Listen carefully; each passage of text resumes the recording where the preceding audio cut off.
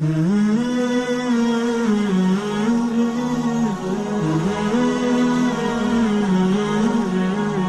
ایک دوست جب کسی کو گاڑی دیتے تھے تو ہم کہتے ہیں نا بھائی دوسرے کی چیز ہے ذرا احتیاط سے چلانا, کہتے ہیں نا.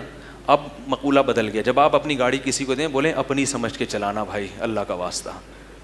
پہلے کہتے تھے یہ پرائی گاڑی ہے تو پرائی چیز ذرا احتیاط سے. اب آپ کیا گاڑی جب کسی کو دیں تو بولیں بھائی اپنی سمجھ کے چلانا, صحیح ہے نا, ترت تمیز. بارہا تجربہ ہے, آپ کسی کو گاڑی دے دو, بائک دے دو, کچھ نہ کچھ کام لازمی نکال کے آئے گا. جب بھی کسی کو گاڑی دو گے کہیں نہ کہیں سے بجنا. یہ آپ کا تجربہ ہے یا نہیں؟ میرا تو 99.9% تجربہ ہے. خود چلاتے رہو کچھ بھی نہیں ہوگا, جب کسی کو دی آئے گا بج رہی ہے, وہ آواز آ رہی ہے, پتہ نہیں کہاں سے آ رہی ہے, کیا کر کے لایا بھائی تو.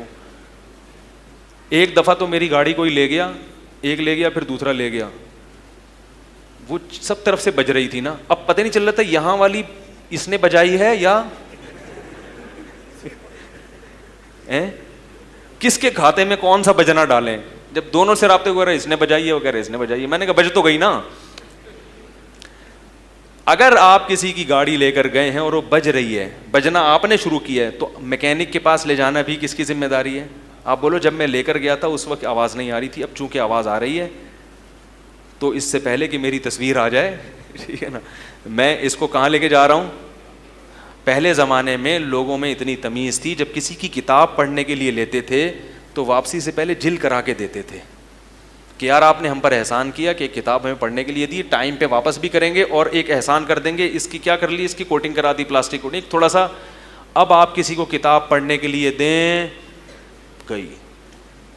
میں نے دعویٰ کیا تھا نا خلافت ملوکیت میں پرانی میں کچھ اور تھی اور نئی میں تحریف ہوئی ہے, تو لوگوں نے مجھ سے حوالہ مانگا. خلافت ملوکیت کا پرانا ایڈیشن ہماری مسجد کے امام صاحب کے پاس تھا, انہوں نے کسی کو پڑھنے کے لیے دیا, وہ لے کے شارٹ. کتابیں آپ کسی کو امانت دو واپس نہیں کرے گا, پیسے دے گا تو پھر بھول جائے گا آپ کون ہیں. لینے سے پہلے ایسا لگے گا جیسے اس سے زیادہ محتاج دنیا میں کوئی ہے ہی, لچڑ پنے پہ آ جائے گا ہائے ہوئے.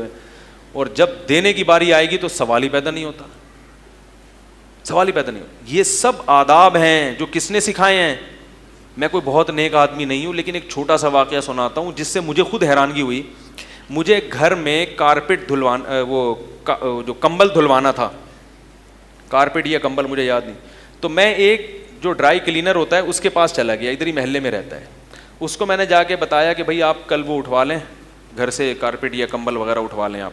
اس نے کہا ٹھیک ہے, کل میرے مزدور آئیں گے صبح, وہ کارپیٹ اٹھا کے لے جائیں گے. اگلے دن صبح صبح ہمارا ارادہ بدل گیا اس سے دھلوانے کا.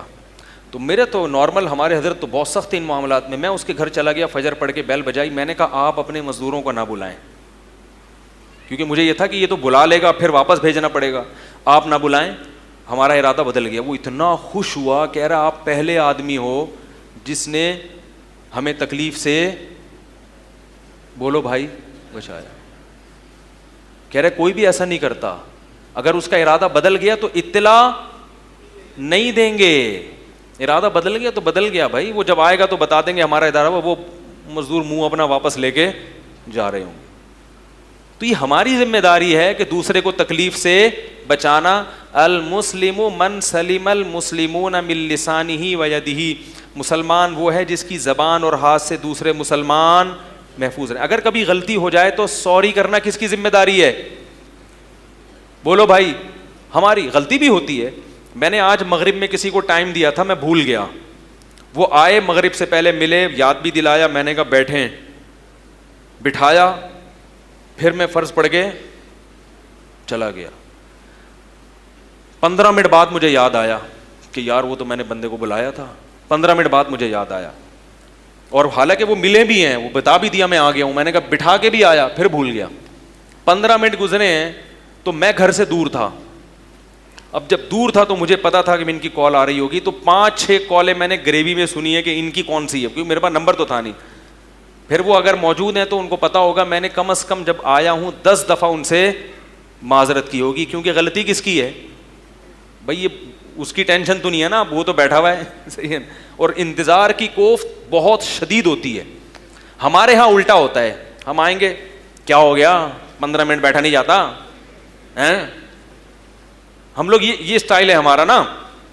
وہ اگر غصے سے دیکھے گا نا مفتی صاحب کی طرف یوں کر کے, یار مفتی صاحب 20 منٹ ہو گئے بیٹھو, کو اطلاع تو دے دو, کیا ہو گیا ہیں, شادیوں میں تو 1 گھنٹہ انتظار کر لیتے ہو, یہاں 20 منٹ نہیں بیٹھا جاتا, مسجد میں بٹھایا ہے نا, کوئی توے پہ تھوڑی بٹھا کے گیا ہوں تمہیں,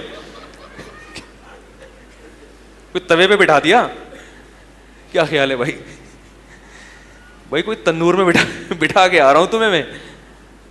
ہم یہ تو میں نے اپنا ایک واقعہ بیان کر دیا, کوئی یہ نہ سمجھے کہ یہ مفتی صاحب بہت نیک ہے, ہم سے بھی یہ میں جو اتنی باتیں کر رہا ہوں نا, ہم سے بھی غلطیاں ہوتی ہیں. تو مقصد یہ کہ تکرار ہو جائے تاکہ میری بھی اصلاح ہو جائے, اور ہو سکتا ہے پرانے جاننے والے بیٹھے ہوں بولیں یار یہ تو آج تو بڑے نیک نیک بنے ہوئے, تو وہ کیونکہ پرانا دوست سارے راز جانتا ہے. تبھی کسی نے ماہر نے کہا ہے کہ پرانا دوست جب بھی ناراض ہو منا لو, کیونکہ وہ تمہارے سارے راز جانتا ہے, یہ نا, اس کو تو لازمی منا لو. تو کوشش تو بہرحال کرنی چاہیے نا, اچھی بات کرے انسان.